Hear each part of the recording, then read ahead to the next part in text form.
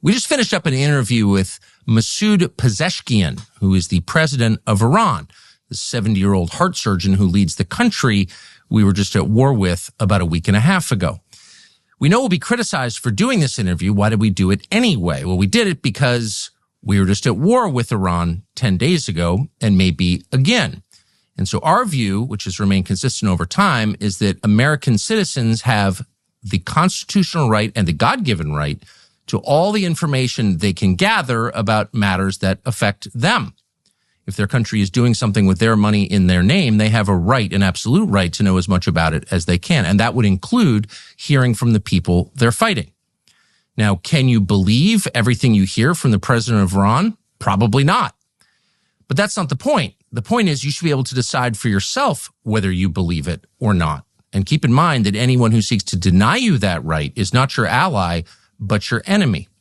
By the way, we have also put in, for the third time in the last several months, an interview request with the Prime Minister of Israel, Benjamin Netanyahu, and we hope he accepts that.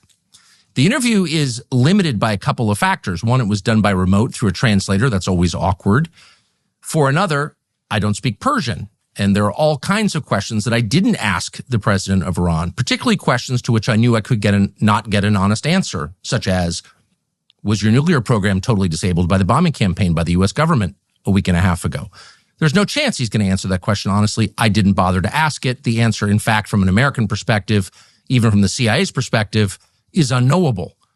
So we dispense with those, and I asked him very simple questions, such as, what is your goal? Do you seek war with the United States? Do you seek war with Israel? Et cetera, et cetera, et cetera. Again, the purpose of this was not to get to the absolute truth. That's impossible in an interview like this. The purpose of the interview was to add to the corpus of knowledge from which Americans can derive their own opinion. Learn everything you can, and then you decide. That's the promise of America.